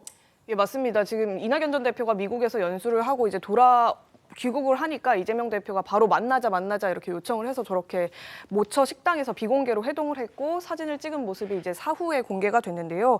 이번에도 그래서 그런 명락회동 만남으로 다시 화해 무드를 조성할 수 있겠느냐 지금 이런 얘기가 나오는데 어제 이낙연 전 대표 발언은 이제 사진 한 장 찍고 단합한 것처럼 보이는 만남이라면 의미가 없다. 다만 이제 민주당의 변화를 촉진시킬 수 있는 뭔가가 있다면 오늘이라도 당장 이 대표를 만날 수 있다. 이렇게 전제 조건을 단 만남에 의미를 부여했습니다. 얘기를 조금 들어보니까 이 전 대표가 저때 그 사진 찍혔던 저 자리에서 이 대표에게 뭐 좀 요구를 했었던 모양이에요. 그래요? 그러니까 뭐 당을 위해서 어떤 식으로 좀 해달라라는 구체안을 제시를 좀 했더라고요. 근데 공개도 안 됐었잖아요. 뭔지. 공개도 안 됐을 뿐더러 실제로 그 이 전 대표의 요구가 받아들여지는 모습이 전혀 보이지 않았던 거죠. 뭐 혹시 어떤 요구였는지까지는 안 알려지고 있습니까? 예, 뭐 당의 쇄신을 촉구하는 뭐 거기에 이제 당대표 사퇴까지 포함이 됐는지 여부는 뭐 알 수가 없긴 하지만 예. 어쨌든 이제 요청을 했다라는 것들은 이제 복수의 주변 의원들이 하는 말인데 그렇게 했음에도 불구하고 이 대표가 그 긴 시간 동안 아무런 액션도 없고 뭐 이 전 대표에게 설명도 해주지 않았다. 전후 상황에 대해서 이런 부분에 대한 서운함과 또 이제 이 대표에 대한 실망감 이런 부분들이 녹여서 이번에 만약에 또 만난다면 저런 사진만 남기는 만남은 하지 않겠다 이런 말을 강조한 걸로 보입니다. 왜 사진만 남기는 의미 없는 만남은 안 하겠다라고 했을까요? 저 때 사진만 남았기 때문이에요. 제가 또 들은 얘기는 당시에 1시간 반 정도 회동이 있었는데 이낙연 대표가 굉장히 정중한 태도로 몇 가지 당의 어떤 쇄신을 위한 얘기를 했는데 이재명 대표가 거기 이제 가셨던 다른 두 분들 계시니까 그쪽 통해 나온 얘기로 저는 알고 있는데 뭐 눈도 제대로 안 맞춰주고 뭐 대답도 제대로 안 해줬다. 그래서 끝나고 나서 이낙연 전 대표의 마음이 굉장히 상했다. 뭐 이런 얘기들이 있었습니다. 그런 상황을 볼 때 다시는 저런 사진 찍기만을 위한 만남을 하지 않겠다. 이런 얘기를 하신 거고 민주당은 어제 당원 제가 아까 말씀드린 대의원의 비중을 줄이고 권리당원의 비중을 훨씬 높여주는 그 당원을 개정함으로써 이미 두 분이 뭔가 화합을 할 수 있는 요건을 완전히 없애버렸다고 저는 봅니다. 예. 이런 상황이 완전히 이제 끝난 상황을 저는 어제로 기점으로 보는데 그렇기 때문에 더더욱 두 분이 사진을 찍을 만한 일은 별로 없어 보인다 이렇게 보입니다. 하지만 지금 이재명 대표를 향해서 쓴소리를 하는 사람 이낙연 전 대표만 있는 건 아닙니다. 조선일보 오면 보시겠습니다. 문재인 정부 총리, 문재인 정부의 장관, 수석, 원내대표가 일제히 친명체제를 비판하고 있다. 이낙연, 김부겸, 정세균, 문재인 정부 시절 총리를 지냈던 3명의 총리.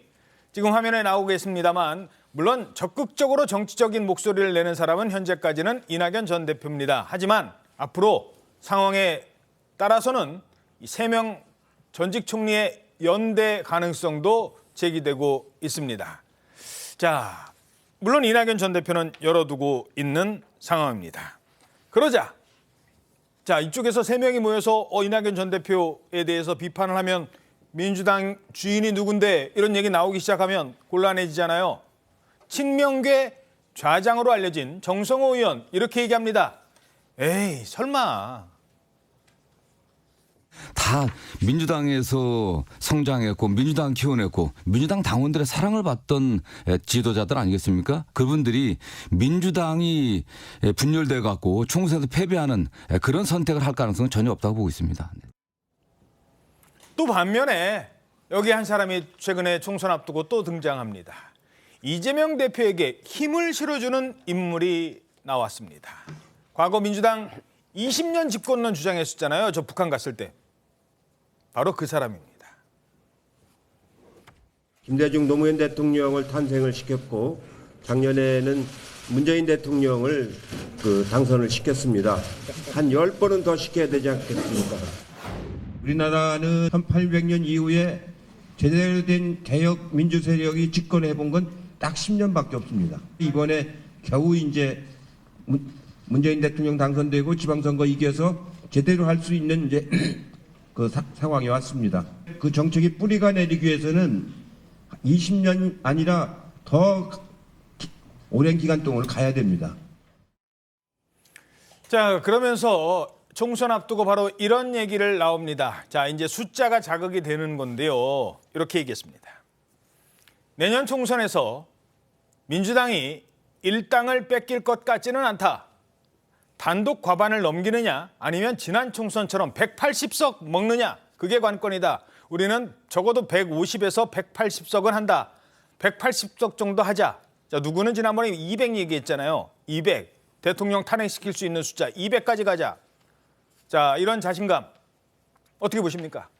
근데 저런 자신감도 뭐 어떤 계산법을 또 제시를 하긴 하셨더라고요. 그러니까 나름 이게 가능하다라고는 하는데 대선 지지율과 뭐 그런 얘기 했었어요. 예, 여러 가지 지역에서 몇 석을 얻고 이렇게 나름의 계산법을 말씀하시긴 하셨는데 사실 정치권에서 뭐 한 달 정도면 천지창조를 하고도 남는다 이런 시간인데 지금 앞으로 한 4, 5개월 이렇게 남았는데 벌써 저런 말씀을 하시는 거는 좀 오만해 보일 수가 있거든요. 그리고 표는 사실 본인이 이끌어가지고서 정치 결론을 내는 게 아니라 결국은 국민들이 선택하시는 건데 저런 모습이 국민들에게 마음을 얻기 위한 행동으로 보일 것인가.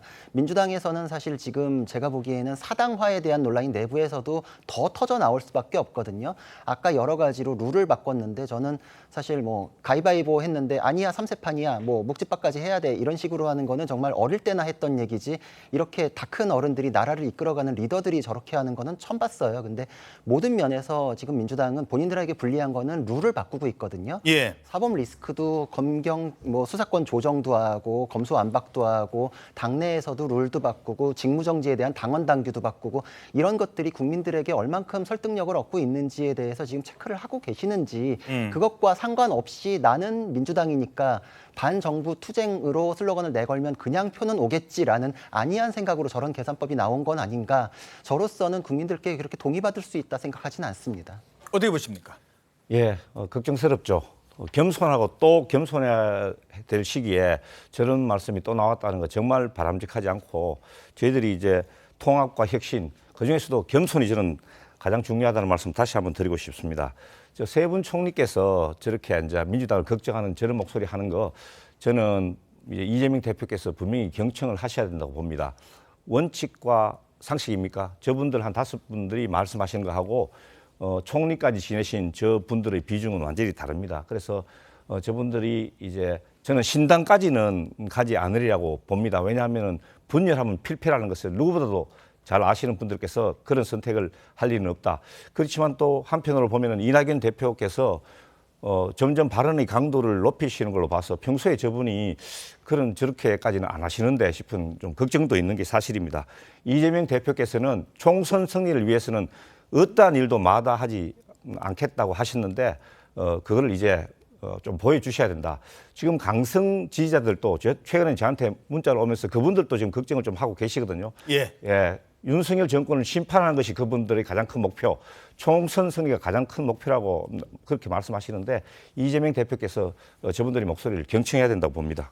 알겠습니다. 자, 다음 소식입니다. 서해 공무원 피격 사건에 대한 감사원의 최종 감사 결과가 나왔습니다. 서해 공무원 피격 사건은 해수부 소속 공무원이었던 이대준 씨가 서해 연평도 부근에서 실종이 됩니다. 그리고 나중에 떠내려가서 북한군에 발각되고 북한군의 총격으로 사살이 됐습니다.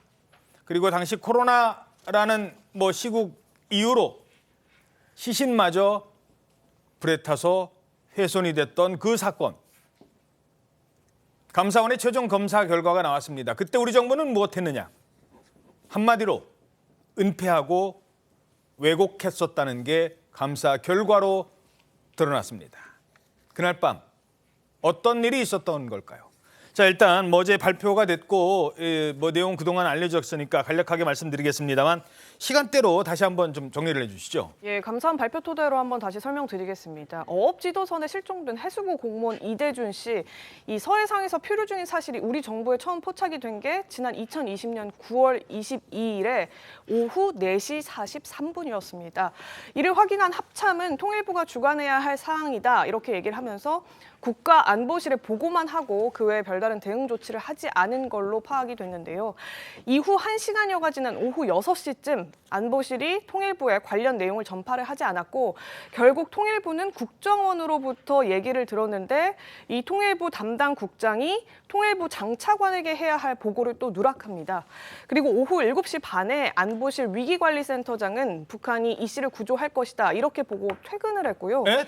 퇴근을 해요? 네. 그리고 그 위에 이제 서훈 안보실장 또 서주석 안보실 1차장 이런 사람들은 이분보다 더 일찍 퇴근한 걸로 알려졌습니다. 아니 뭐라고 하고 퇴근했다고요? 북한이 구조해 줄 거다? 예. 일단 그런 식으로 진술을 한 걸로 지금 알려지고 있고요. 그리고 밤 10시쯤에 발견 5시간여 만에 피살된 이후에 소각이 됐다. 지금 이런 스케줄이 나온 겁니다. 아니 지금 우리 공무원이 바다에서 실종이 됐어요. 북한 쪽으로 가고 있는데 북한이 구조해 줄 겁니다. 퇴근. 위에 있는 사람한테 보고도 안 하고 그냥 퇴근. 정리하면 북한 해역에서 우리 공무원이 생사를 오가는데 담당자들은 해야 할 조치를 하지 않고 그냥 퇴근. 이 부분만 지금 새로 드러나는 부분이기 때문에 어떻게 보십니까? 민주당에서는 지금 이 감사원 감사 결과를 정치적으로 해석해서 또 북풍 만드는 거 아니냐 이렇게 얘기했는데 전혀 그런 게 아니죠. 우리 공무원이 그쪽에 가서 저런 상황에 처해 있었다. 그런데 그걸 알고도 가만히 두면 죽을 수 있는 위치에 분명히 있는데도 공무원들이 그냥 퇴근을 했다. 자기 가족이면 그렇게 하겠습니까? 전혀 그런 게 아닌 거죠. 그냥 다 떠밀어 버린 거고 근무 기간이 굉장히 해이해졌다는 게 하나가 있고 두 번째는 북에 대해서는 굉장히 온정적으로 보니까 어떻게 되겠지 하고 갔을 겁니다. 그다음에 더 문제되는 것은 이 사실을 은폐했다는 거예요. 마치 자진월복을 했다는 식으로 몰아가서 책임이 없다는 식으로 은폐하려고 했던 것이 당시 안보실장을 비롯해서 굉장히 고위급 인사서부터 실무자까지 다 똑같은 생각을 하고 있었다. 이것을 지적하는 것이 어떻게 정치적 의도로 볼 수 있겠습니까? 이것은 북풍도 아니고 정치적 공세도 아니고 공무원들의 근무 기강을 잡기 위한 감사원의 정당한 행위라고 봅니다. 예. 예, 좋습니다. 인정할 거 다 인정하기로 하죠. 감사원이 편향성 문제 안 삼고 또 북풍이라는 거 이런 것도 다 제외하고 그냥 감사원에서 발표한 것만 보겠습니다. 지금 문제는 뭐냐면 적극적인 행정으로 조치로 우리 국민의 생명을 구하지 못했다. 그리고 그 와중에 이제 은폐 왜곡이 있었다. 이런 것 아니겠습니까? 자, 이태원 사건하고 너무 닮지 않았습니까? 이태원 사건 우리 생때 같은 국민이 159명이나 돌아가셨는데 적극적인 조치 했습니까? 안 했죠. 자, 그 과정에서 은폐 조작 있고 늑장 보고 있었고 똑같습니다. 사건의 본질은. 자, 그런데 그 결과는 어떻습니까? 이 사건에서 서욱 장관 구속됐다가 풀려나지 않았습니까? 그런데 지금 이 사건의 책임을 져야 될 이유가 차고 넘치는 이상민 장관 이번 개각에도 포함이 안 되지 않습니까? 이걸 어떻게 평가하십니까? 저는 이거야말로 이 윤석열 정부의 내로남불이라고 봅니다. 예. 사건의 근데 본질이 너무 다르잖아요. 사실 문재인 정권 때도 30명 이상의 사망자가 발생한 사고가 수시로 반복됐어요. 그런 사고에 대해서 명수 차이만 나거든요. 모든 곳에서 그 사고를 왜 막지 못했냐에 대한 얘기를 하시는 거면은 그건 거의 신과 같은 행위를 해야 된다라는 것이고 이거는 보고를 받고 무선을 보내고 구조를 하기 위한 노력을 할 수 있음에도 불구하고 하지 않았다라는 것과 이태원 참사는 돌발적으로 이제 사고가 발생해가지고 그 당시에 현장에 있는 사람도 어떻게 할 수 없었던 본질적 차이가 있어요. 그 사건이 동일했습니까? 누군가가 납치됐던 사건인가요? 다른 사건에 대해서 같은 선상에 놓는 것은 그냥 물타기밖에 안 됩니다. 네, 다음은 혁신위, 국민의힘 혁신위 상황 전해드리겠습니다. 어제 인유한 혁신위원장이 사실상 혁신위 해체를 선언했죠. 50%의 성공이다. 이런 평가가 나오고 있습니다. 인유한 위원장, 그동안 정치 얼마나 힘든 건지, 현실에서 얼마나 이게 힘든 건지 많이 알았다라고 떠났습니다. 인유한 위원장 얘기 잠시 뒤에 잠깐 나누고, 그 전에 인유한 위원장이 어제 또 누구를 만났느냐? 안철수 의원을 만났어요. 안철수 의원. 안철수 의원도 이제 슬슬 목소리를 높이는 걸까요? 신당 창당을 준비 중인 이준석 대표랑은 또 사이가 안 좋지 않습니까? 지금 이 여권 내에서의 사람들의 움직임도 상당히 지금 긴박하게 돌아가고 이 볼만한 대목이 많은데 요 얘기만 일단 전해드리죠. 이준석 대표와 안철수 전 대표입니다. 이준석 전 대표한테 요즘에 막 신당 만든다고 하니까 이준석 대표가 여기에 딱 맞는 노래가 있네. 지금의 이준석 대표한테 딱 맞는 노래가 있어 라면서 그 노래를 지정해 줬대요. 뭔지 일단 물어봤습니다. 조용필의 그 킬리만자로의 표범 있지 않습니까? 예. 한번 나중에 혹시 모르시는 분들 찾아보시면 가사가 잘 어울립니다. 예. 그거 한번 들어보시면 좋겠다 싶습니다. 지금의 이준석은 킬리만자로의 표범과 같다. 가사 들어보면 압니다. 그래서 들어봤습니다. 먹이를 찾아 산기슭을 어슬렁거리는 하이에나를 본 일이 있는가. 짐승의 썩은 고기만을 찾아다니는 산기슭의 하이에나. 나는 하이에나가 아니라 표범인 것입니다. 먹이를 찾아 산기슭을 어슬렁거리는 하이에나를 본 일이 있는가. 글쎄요. 요 두 사람의 감정 싸움도 참. 일단 요 부분 민주당에서 한번 쓴소리 들어보죠. 어떤 해석이 나오겠습니까? 썩은 고기를 찾아가 헤맨다고 했는데 썩은 고기를 저는 권력이나 양지라고 봅니다. 그거를 이준석 대표보다 더 썩은 고기를 찾아 헤매는 분은 바로 안철수 대표 전 의원 아닙니까? 지금 저번 대선에서 2번을 찍으면 자기 손가락을 자른다 해놓고 거기 가가지고 전당대회 출마하셔가지고 당대표 하려고 하는데 또 용산에서 세게 누르니까 아무 말씀도 못 하시고 그렇게 계시다가 지금 이제 이준석 전 대표가 나와서 이제 저런 활동을 하니까 시기심도 나기도 하고 본인도 부각되고 싶고 저렇게 해서 이제 정말 센 권력, 살아있는 권력에는 아무 말도 못 하면서 쫓겨난 권력에는 저렇게 이제 비판의 화살을 돌리면서 썩은 고기 운운한다. 저는 안철수 대표가 더 썩은 고기다. 더 썩은 고기를 찾아 헤매는 분이다. 예, 저는 이렇게 생각합니다. 예. 이거는 개인적인 개인적인 의견입니다. 의견입니다. 예. 요거 논평하시겠습니까? 또 이거 곤란하실 것 같은데. 저는 이 두 분이 노래 가사까지 이렇게 인용을 해서 이렇게 싸우시는 모습이 저희한테는 진짜 좋은 일이 아니에요. 저희 당 바깥에 다른 당에서 같이 활동할 때 갈등이 시작이 돼서 지금까지 이어져 온다. 제가 그 말씀도 드리지 않았습니까? 그래서 이거는 정말 개인적으로 해서 해결을 하시기를 바라는 거지 자꾸만 이게 회자가 되면 민주당에서 지금 이런 반응 나오지 않습니까? 누가 하이에나인지 표범인지 그게 중요한 게 아니고 저희 당에 이 분란이 있는 듯한 모습이 보여지는 것이 저는 두렵습니다. 예. 자, 정치권에 지금 그냥 가벼운 얘기 정도로 넘어가시죠. 이거 심각하게 또 듣기 시작하면 골치 아픕니다. 가벼운 얘기 하나만 더 전해드리죠. 서울에요. 압구정에 있나요? 그 고등학교, 강남에 있는 그 고등학교 입학 설명회를 하는데 후배들한테 우리 학교 선배님들 이런 사람 있어 라면서 입학 설명회에 이런 사진이 있대요. 사진이 잘 안 보이긴 한데 현대고등학교의 장점 해가지고 올렸는데 저게 어떤 사진이에요, 최지원 기자? 저 위에 현수막에도 지금 보이지만 2024학년도 현대고 입학 설명회 현장 사진입니다. 예. 네, 현대고의 장점에 대해서 쭉 설명을 하고 말이 없어요 지금. 말도 없고 사진 한 장 달랑. 저기 보면은 그 PPT에 기타라고 써져 있거든요. 장점의 기타. 한목으로 지금 탤런트 이정재 씨랑 한동훈 장관의 사진이 찍혔는데 사진만 딱 보여주네. 예, 저게 이제 그 두 사람이 73년생 동갑내기이자 이제 1992년도 이 학교를 졸업한 5회 동갑내기 졸업생으로 지금 알려져 있잖아요. 예. 그래서 이제 최근에 이제 같이 식당에서 만나서 식사한 사진이 공개돼서 또 화제를 끌었었는데 이 두 유명 인사가 바로 현대고를 졸업한 사람들이다 이러면서 입학 설명회에 공개를 한 겁니다. 학부모들이 이 얘기 들으면서 다 사진 보고 웃음을 터뜨렸다고 하고요. 예, 이 장면이 지금 사진으로 돌면서 그 온라인 네티즌들 사이나 뭐 국민들 사이에서도 화제가 다시 한번 되고 있습니다. 예. 자, 뭐 국민의힘은 지금 한동훈 장관을 이른바 이제 뭐 영입이라고 할까요? 정치권 데뷔를 시키면서 뭔가 새로운 국면을 맞이하고 있는 것 같습니다. 하지만 어제도 전해드렸습니다만 이 혁신위가 제대로 굴러가지 못한 거에 대한 반성은 있어야 될 것 같습니다.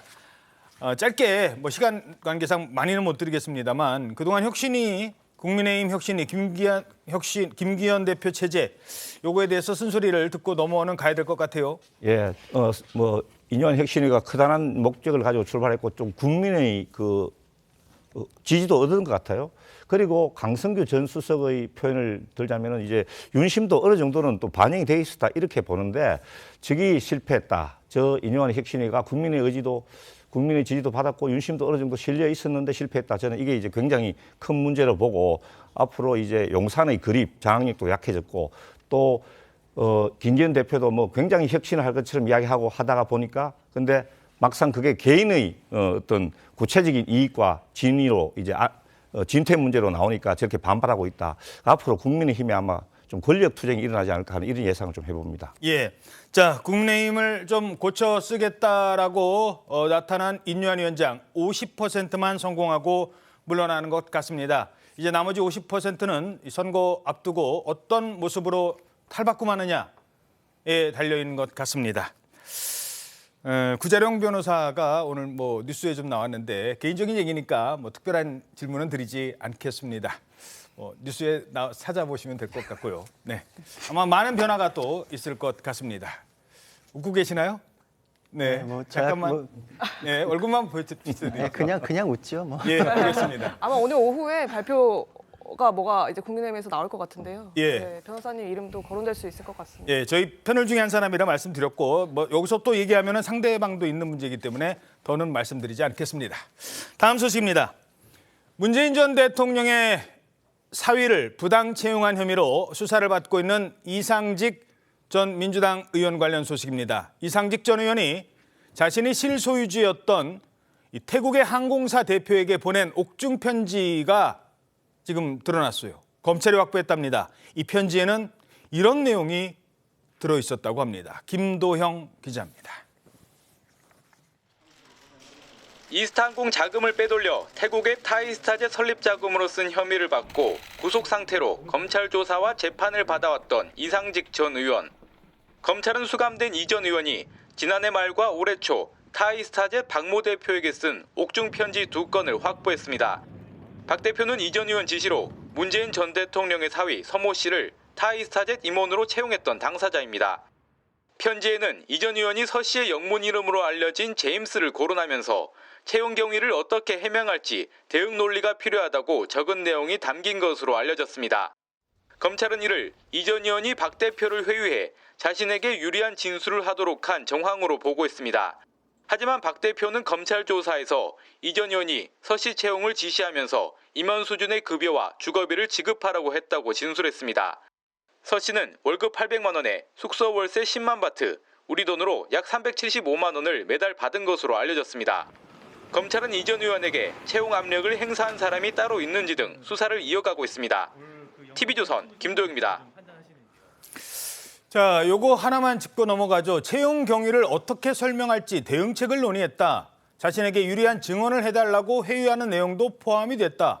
야, 이거 이제 수사상 어떻게 되는 건가요? 이렇게 되면? 네, 그러니까 일단은 지금 그 채용 비리 수사라는 게 이제 일반적으로 이 부정 채용됐다라는 사실하고 이 채용이 누구의 어떤 의사결정에 의한 것인가 이제 크게 두 단계로 나뉘어지거든요. 예. 근데 지금 이제 검찰이 진행되는 그 수사의 내용을 보면은 이미 이제 채용이 이루어졌고 이것을 어떻게 하면 정당화할지 그 부분에 대해서 이제 그 이상직 전 의원이 이 회사 실소유주하고 그 논의를 하는 그런 부분들이 지금 나와 있는 거예요. 거예요. 그리고 이제 일단 그 지금 편지를 보낸 시점도 이미 이제 그 검찰이 의심을 하고 들여다보고 있는 그런 시점으로 보입니다.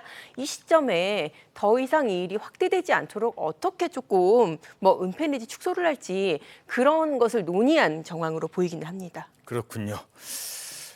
자, 다음은 최근 메이저리그에서 와, 이 선수 정말 대단한 선수입니다. 수많은 메이저리그 한국인 선수가 있었습니다만 요즘 뭐 거의 상도 막 휩쓸고 있고요. 이 선수와 관련된 얘기인데 아주 충격적인 소식이 전해졌습니다. 메이저리그 골든글러브까지 탈 정도로 뭐 홈런 잘 치는 선수가 발이 좀 느리잖아요. 홈런도 잘 치고 도루도 잘하고 수비는 뭐 만점이고. 자, 이런 김하성 선수입니다. 그런데 지금 야구로 뉴스에 나오는 게 아니라 김하성 선수가 구설수로 대중들의 입에 오르내린데요. 후배를 고소했대요. 후배를 고소했다. 야구 후배를. 무슨 내용이에요, 이게? 예, 김하성 선수가 국내에 있을 때 같은 팀에서 일했던 동료 선수를 고소했다는 소식이 지금 전해지고 있습니다. 2021년 2월 이때가 이제 미국 진출을 앞두고 있는 시기였는데 예. 서울 강남의 한 술집에서 임모 씨와 몸싸움이 벌어졌다고 합니다. 그 사람이 이제 뭐 후배인가 봐요. 피해자라고 주장하는 사람이죠. 근데 임모 씨가 나 피해당했어 이러면서 수억 원을 가로챘다라는 것이 지금 김하성 선수 측의 주장인데요. 어허. 당시에 이제 미국 진출하고 메이저리그 진출을 앞두고 있다 보니 예. 김하성 선수 입장에서 이게 일이 너무 커질까 봐 돈을 줬고 중요한 것은 합의하며 마무리가 됐었다. 이렇게 예. 지금 주장을 하고 있어요. 그런데 지금 보셨듯이 막 미국에서 승승장구하고 골든글러브에서 상도 탔잖아요. 그러니까 형한테 또 전화하는구나. 그렇습니다. 임모 씨가 또 돈을 요구해 왔다라는 겁니다. 그래서 결국은 공갈 등의 혐의로 경찰에 고소했다. 이렇게 김하성 선수 측이 밝히고 있는 겁니다. 오호. 자, 그러니까 지금 보시면 이제 미국 가기 전에 같이 이제 술 마시다가 뭐 형 동생 하는 사이니까 뭐 말싸움이 있었는데 몸싸움으로 갔나 봐요. 그래서 그 당시에 이제 꽤 좀 심하게 다쳤고 주고받은 이제 대화 내용이 이제 공개를 한다는 거예요. 아직 이제 공개는 안 했는데 근데 그때 다 끝난 일이 있는데 요즘 내가 좀 잘 나간다고 또 연락 와서 뭐 요구를 한다 이랬다는 거예요. 그런데요. 김 씨에게 고소를 당했다는 그러니까 맞았다는 그 후배 선수가 TV조선과 연락이 닿았어요. 그러면서 자신의 얼굴도 공개하고 이름도 공개하고 이렇게 반박에 나서요. 이게요. 그때만 맞은 게 아니에요. 상습적으로 폭행을 당한 겁니다. 술만 먹으면 상습적으로 그냥 저를 폭행하고 2년 동안 연락을 한 적이 없고 금전 요구나 이런 것들 단 한 번도 없었어요. 자, 그러면서 아까 보신 그 디스패치의 사진을 두고도 막 진실 공방이 벌어졌어요. 예, 제가 말씀드렸듯이 폭행 사건이 서로 몸싸움을 했다. 이것이 발생한 시점이 2021년 2월입니다. 예. 그럼 듣는 사람 입장에서는 누구 말을 믿어야 되나 이럴 수 있잖아요. 그렇죠. 그래서 저 임모 씨가 사진을 공개를 했는데 보시면은 몸에 이렇게 일부 상처가 있는 사진이에요. 이게 내가 폭행당한 증거다라고 지금 주장을 하고 있는 겁니다. 그런데 또 다른 매체에서 이런 보도가 나왔습니다. 임모 씨가 이렇게 폭행의 증거라고 주장하는 그 사진 중에 일부가 알고 봤더니 2022년 8월 임모 씨가 바로 김하성 선수에게 카톡으로 보냈던 사진인데 예. 그 사진과 함께 보낸 대화 내용은 가정폭력 당했어요라는 겁니다. 가정폭력? 가정폭력이라면 이제 집안 사람들끼리 일이잖아요. 그렇습니다. 그러니까 지금 똑같은 사진을 두고 한쪽에서는 내가 김하성 선수에게 맞았던 증거다라고 주장을 했는데 알고 보니까 그 대화 내용을 보면 또 가정폭력으로 내가 피해 입어서라는 거기 때문에 지금 이 부분을 두고 또 진실 공방이 벌어질 것으로 보입니다. 그러니까 지금 뭐 때린 거를 부인하는 건 아닌데 지금 이런저런 일 때문에 양측의 말이 많이 달라요. 이거 어떻게 될까요? 일단 양측 주장을 정리를 해드리면요. 일단 김하성 선수 측에서는 공갈로 고소를 한 거예요. 그러니까 후배가 폭행당했다는 것을 빌미로 돈을 뜯었다라는 것이고요. 그 후배 선수 같은 경우에는 나 진짜로 폭행당했다라는 것이거든요. 예. 근데 사실 이게 조금 헷갈릴 수 있는데 공갈 같은 경우에는 실제로 만약에 그 때리는 행위가 예. 이게 있었어도 지금 성립하거든요. 그러니까는 진짜 폭행 상황이 있었다. 그러면서 이거를 빌미로 해서 뭐 협박을 해서 돈을 받아냈다라고 이제 후배가 한다면은 후배는 실제로 본인이 폭행을 당했어도 동시에 공갈 가해자가 될 수 있는 거예요. 왜냐하면은 맞았다고 한다면 형사 고소를 하거나 민사적으로 해결을 해야지 그걸로 사람을 뭐 유명세를 이용해서 협박해서 돈을 뜯어냈다 이건 안 되는 거거든요. 그러니까 예. 그건 그거대로 수사를 하고 또 폭행을 당했는지 그 부분은 또 후배 주장이니까 정말 맞았는지 수사를 해서 만약에 그 부분에 대해서 추가 고소를 하거나 더 형사 입건한 부분이 있으면은 입건이 이루어지는 그런 방식으로 수사가 이루어질 것으로 보입니다. 예. 자, 한 사람은 지금 메이저리그에서 골든글러브까지 탄 세계적인 스타고 또 한 사람은 본인의 이름과 얼굴까지 공개하면서 사실이다라고 주장을 하고 있기 때문에 좀 더 지켜봐야 될 것 같습니다. 자, 오늘 금요일인데요. 금요일 날 약속들 많으시죠? 저녁 때 뭐 어디 조용한 포장마차 가서 한잔 할까? 이런 생각 약속 있는 분들도 많은데 포장마차에 음식을 시켰는데 이렇게 나왔습니다. 자, 보시면 왼쪽에는 맛있겠다. 떡볶이. 따끈따끈한 저 떡볶이. 그리고 오른쪽에는 오징어인데요. 이른바 반건조 오징어라고 하죠. 저 마요네즈에 찍어 먹으면 저 땅콩이랑 같이 맛있죠. 참 맥주 생각 절로 나는 그런 포장마차의 모습인데 그런데 뭐 요 정도 조촐하게 먹었으면 얼마예요, 사장님? 사장님, 얼마예요? 했더니 얼마랍니까? 네, 들으시는 분들 아마 깜짝 놀라실 겁니다.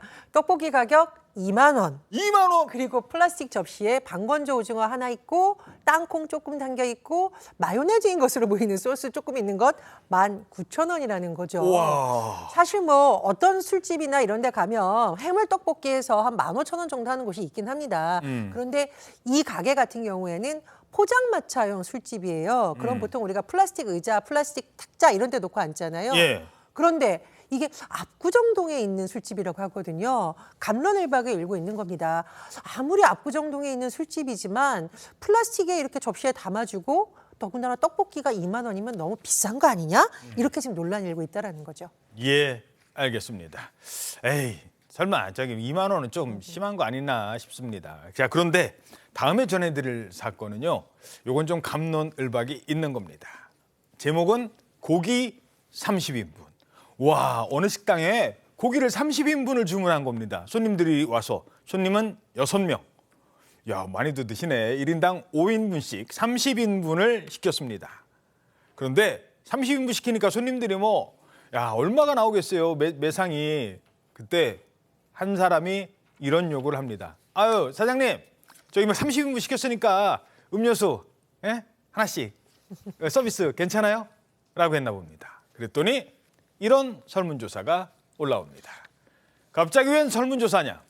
자, 손님 6명이서 고기 30인분 시키면서 음료수 6병을 공짜로 달라고 했다.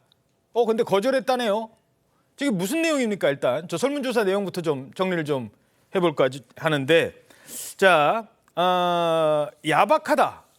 첫 번째, 야박하다. 그러니까 쉽게 말해서 30인분 시켰는데 음료수는 줘야지. 아니다. 손님들이 진상이다. 결과는 밑에 나옵니다. 야박하다가 엄청 많아요. 손님들 편인가 봐요. 야박하다. 30인분 시켰는데. 자, 이건 서로 얘기가 다를 수 있기 때문에 저희들이 양측의 주장을 야박하다고 생각하시는 분과 아닌 분. 자, 먼저 전혜연 교수님 어떻게 보십니까? 예, 그런데 서비스로 음료수 한 병만도 아니고 6병 달라 그러면 사실 장사하는 분들 입장에서는 망설일 수밖에 없습니다. 그리고 어떤 가게 가면 세트 메뉴 안에 이걸 시키면 음료수 한 병 준다 이런 경우가 있긴 하지만 사실 요즘 물가도 너무 많이 올랐고요. 자영업자분들 장사하시기 너무 힘듭니다. 그리고 받는 입장에서는 6병이겠지만 손님 몇 팀 다녀가면 주인 입장에서는 이게 100병 단위가 될 수도 있거든요. 그렇다 보니까 자영업자들 입장도 좀 헤아려서 손님들이 이런 무리한 요구를 한 게 아닌가 전 좀 그런 생각이 드네요. 참고로 하나씩 제가 덧붙이자면 우리나라는 참 인심이 반찬도 더 주고 더 달라는 대로 주고 그러잖아요. 이러면 리필하는 그 서비스 코너도 있어요. 마음대로 갖다 드시라고. 근데 외국 같은 데 가면요. 물도 사야 되고요. 어디는 이거 하나 반찬, 이것도 돈 주고 사야 돼요. 우리나라가 좀 다른 상황은 있어요. 그렇다고 아유, 어떻게 또 그게 그냥 달라는 대로 다 주면 되겠느냐. 또 이런 것도 있거든요. 네. 근데 저는 사실 이런 아이템이 나오면은 보통 아이고 손님이 좀 너무하네. 돈 주고 사 먹지라는 손에 많이 손을 드는 편인데 예. 이것만은 조금 사장님이 아, 그래요? 야박하다. 그런 생각이 들어요. 역시 야박하다. 왜냐하면은, 네. 이게 사실 고기를 30인분을 시켰잖아요. 그것도 예. 30명도 아니고 6명이 와서 30인분을 시켰으면은 요즘 물가 얼마나 비쌉니다. 그러니까 삼겹살을 먹어도 1인분에 15,000원, 17,000원 넘잖아요. 그거를 30인분을 시켰으면은 최소 정말 30-40만 원은 훌쩍 넘는 돈이란 말이죠. 예. 거기에다가 손님이 6명씩 와서 그러면 음료수 뭐 서비스로 하나만 뭐 얘기를 합니까? 그냥 하나씩 서비스로 달라라고 충분히 저는 얘기를 할 수 있는 부분이고 그 정도는 내줄 수 있는 부분이라는 생각이 들어서 저는 야박하다의 한 표입니다. 자, 결과 둘 다 야박하다고 하면 어떡해요. 결과 보시겠습니다. 아까도 다시 나왔습니다만. 자, 근데 좀 야박하다가 많긴 많은 것 같아요. 91%나 되는 분들이 에이, 좀 야박하네. 근데 우리 그 개념에는 또 야박하다라는 분이 많은 것 같습니다. 그 음료수 주셨으면 좋을 것 같은데. 예. 자, 다음은 추운 겨울일수록 도움이 필요한 이웃들과 관련된 얘기입니다. 그 시린 손을 포근하게 잡아주는 따뜻한 기부 소식이 전해졌습니다. 그 기부의 주인공, 바로 이름 모를 어떤 한 노인분이었습니다. 어떤 할머니였습니까? 아, 정말 진짜 따뜻한 사연이에요. 94세 할머니가 이런 정말 훈훈함을 주는 사연인데요. 94살 할머니. 네, 그렇습니다. 지난 10월 중순에 어떤 어르신이 이제 관악구에 있는 대한적십자사 그 봉사관을 찾아서 저렇게 좀 꾹꾹 눌러 쓴 글씨 지금 편지 보이시죠? 아이고. 저 편지와 함께 봉투를 하나 내밀었다고 합니다. 네. 그리고 이제 본인이 누군지 신원을 안 밝히고 떠났어요. 네. 근데 봉투에 뭐가 들어있었느냐? 현금 100만 원이 들어있었다. 어이구, 100만 원씩이나? 네, 저렇게 5만 원권으로 해서 예. 100만 원을 꾹꾹 눌러 담았고요. 예. 거기에 지금 보시면은 저렇게 서툰 한글을 많이 안 써본 그런 필체죠. 예. 그러면 감사하겠습니다. 우리 손자 소녀 사맘의 손, 그러니까 좀 맞춤법도 좀 틀리기도 하고 예. 저렇게 꾹꾹 눌러서서 내가 왜 이 돈을 이렇게 기부를 하는지 그런 뜻을 담았고 할머니 말로는 저 기부금이 약소하다라고 하면서 아까 본인 신원을 밝히지 않았다 그랬잖아요. 예. 대신에 나이가 94살이다 그렇게 적었다고 합니다. 94살 할머니가 맞춤법도 틀려가시면서 썼던 저 봉투에 쓴 내용 다시 한번 좀 보실까요? 야, 저게 어떤 사연입니까? 예, 이 할머니의 글씨체를 보면 너무너무 정성 들여 쓴 것 같은 느낌이 드는데요. 네. 이 할머니의 쓴 글에 따르면 손자, 손녀 4남매가 있는데 중고등학교 다닐 때 아마 다른 사람들의 도움을 받았던 것 같습니다. 그 내용이 들어가 있어요. 그래서 부모님 없이 크는 아이들에게 이 돈을 써달라 이런 취지의 내용이 들어가 있는데요. 사실 대한적십자사에서도 이 금액을 떠나서 이런 사연을 공개하게 된 것은 아마 굉장히 감동을 받았기 때문인 것으로 보입니다.